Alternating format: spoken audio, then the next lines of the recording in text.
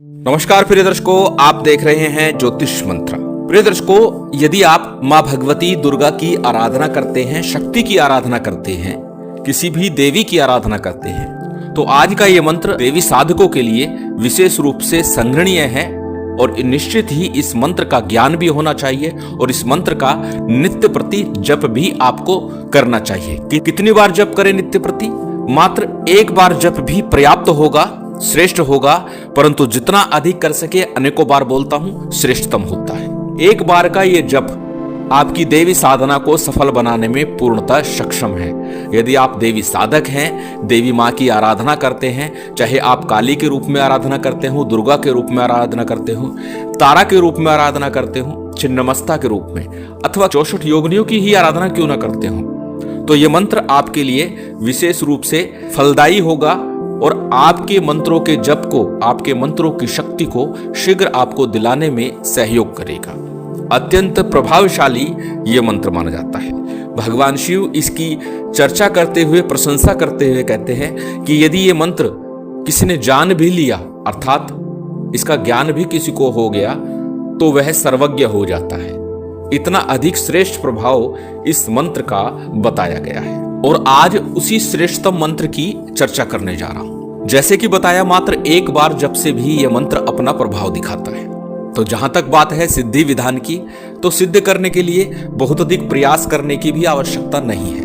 और वैसे भी देवी साधनाओं के बारे में जब मैं चर्चा करता हूं तो बताता हूं कि देवी स्तुति प्रसन्नो भवेत्। देवी स्तुति से अर्थात प्रार्थना से ही प्रसन्न हो जाती है। माँ को समर्पण भाव से, आर्त भाव से निवेदन कीजिए, वही आपके लिए पर्याप्त है। और ये मंत्र तो फिर अपने आप में देवी का साक्षात स्वरूप है। इसे नवरात्रि के दिनों में यदि सिद्ध कर लिया जाए, एक माला नित्य प्रति जप करके भी, मात्र एक माला जप नवरात्रि के 9 दिन, तो निश्चित तौर पर माँ माई की विशेष कृपा बन जाती है। चाहे आप साधना किसी भी देवी के रूप में कर रहे हो, तो आप पर नव दुर्गा की कृपा बन जाती है। सभी देवियों की कृपा आप पर विशेष रूप से हो जाती है। अत्यंत सरल विधान है। किस प्रकार से करना है, कैसे करना है, जान लेते हैं। प्रिय दर्शकों, इस साधना की सिद्धि के लिए, इस मंत्र की सिद्धि के लिए, जैसे बताया, बड़े विधान की आवश्यकता नहीं है। जो सामान्य सी पूजन सामग्री है, जो देवी पूजा में प्रयोग होती है, वही सब सामग्री लेकर के इसका विधान करना है।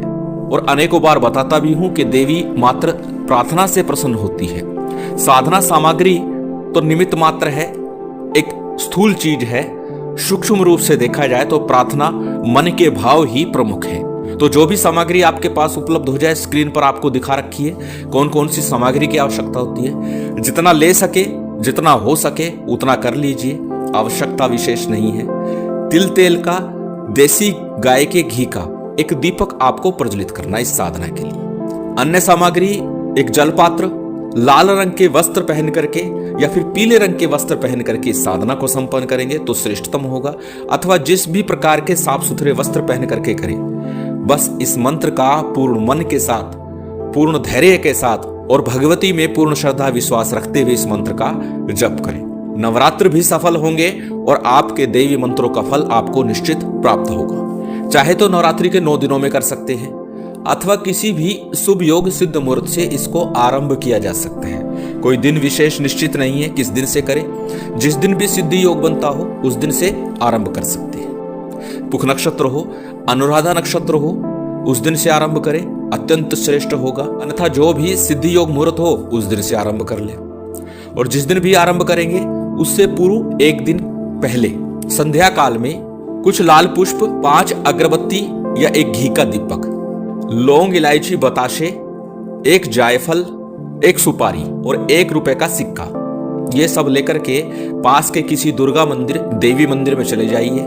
वहां पर यह सामग्री अर्पण करके माँ से निवेदन कीजिए कि उनकी कृपा आप पर बन जाए, अर्थात माँ की कृपा के लिए प्रार्थना कीजिए। और उसके बाद अगले दिन प्रातःकाल, संध्या काल, रात्रि काल, जिस भी समय सिद्धि योग बन रहा हो उस समय से, अथवा जो भी समय आपके लिए उपयुक्त हो उस समय से, पर हो सिद्धि योग मुहूर्त उस समय, या नवरात्रि में करते हैं तो नवरात्रि में भी तीनों काल आपके लिए श्रेष्ठ है। तो जो भी समय उपयुक्त लगे, जिस समय आप पूर्ण भक्ति भाव से बिल्कुल फ्री माइंड होकर के आप कर सके, उस समय इस मंत्र का आपको जप करना है। सबसे पहले हमेशा की तरह जहां पर देवी का दरबार लगाया है, चौकी आसन लगाया है लाल वस्त्र के ऊपर, देवी का चित्र स्थापित कीजिए। मां भगवती के चित्र के बाईं ओर आपको अक्षत या गेहूं के ऊपर एक दीप प्रज्वलित करना है। तिल तेल का ले सकते हैं, घी का भी दीपक ले सकते हैं। और दाहिनी ओर कलश स्थापित कर लीजिए। कलश में लौंग, इलायची, मिश्री या बताशा, गुड़ कुछ भी डाल दीजिए मिष्ठान के तौर पर। और साथ ही थोड़े से अक्षत, हल्दी, साबुत हल्दी की गांठ डालनी 5, एक सुपारी, 1 रुपए का सिक्का और 1 कमल गट्टा, यह आपने कलश में डालना है। नवरात्रि के 9 दिन करनी है, अन्य दिनों में 11 दिन करनी है। सबसे पहले सामग्री पूरी तैयार कर ली, चौकी आसन लगा लिया, उसके बाद शुद्धि आचमन कीजिए। शुद्धि आचमन करने के पश्चात में दीपक प्रज्वलित कर लीजिए। जब दीप प्रज्वलित हो जाए उसके बाद में संकल्प कीजिएगा। संकल्प में अपना नाम, गोत्र, उस दिन का तिथिवार, नक्षत्र, उस स्थान का नाम जिस स्थान पर रहते हैं, अर्थात नगर गांव जो भी है उस स्थान का नाम बोलिए। और साथ ही अपना मनोरथ बोलिए।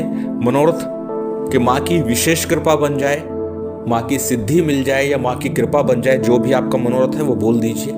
उसके बाद संकल्प का जल थाली प्लेट में या गणेश जी पर अर्पित कर दीजिए। ये विधान लगभग प्रत्येक साधना सिद्धि में होता है और मैं बताता भी हूँ। उसके बाद में सबसे पहले गणेश जी का पूजन कीजिएगा, गुरु का पूजन कीजिएगा, कुलदेव, पितृदेव, स्थान देव, भगवान शंकर का पूजन, माँ भगवती शक्ति का पूजन, हनुमान जी महाराज का पूजन कीजिए और भैरव जी का पूजन कीजिए। इन सभी का पूजन आपने करना है और साथ ही साथ गुरु गोरखनाथ जी का भी सामान्य सा पूजन अवश्य ही करना है। बहुत बड़े विधि विधान और पूजन की आवश्यकता नहीं, जो सामग्री है सामान्य सा पूजन कर लीजिए। जैसे सबसे पहले जल का आचमन कर दे, जल का छींटा लगा दीजिए, दूर्वा दल ले लीजिए, दूब ले लीजिए, उससे पवित्री बना लीजिए, उससे छींटा लगाइए। छींटा लगाने के बाद मौली से वस्त्र के रूप में अर्पित कर दीजिए मौली को।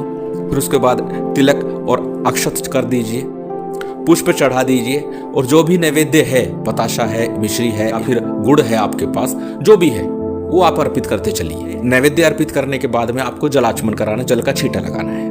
लौंग, इलायची है, पान के पत्ते हैं, अर्पित कर दीजिए। कहने का तात्पर्य पूजन सभी का कर लीजिए, सामान्य जो भी आपके पास सामग्री उपलब्ध है। और इतना तो सभी जानते भी होंगे पूजन किस प्रकार से होता है। सबका पूजन जब संपन्न हो जाए उसके बाद हमेशा की तरह एक माला गणेश मंत्र की आपको करनी है। ओम गंग गणपते नमः, इस मंत्र का आपको जप करना है। एक माला का जप किया गणेश मंत्र का और उसके बाद एक माला का गुरु मंत्र का।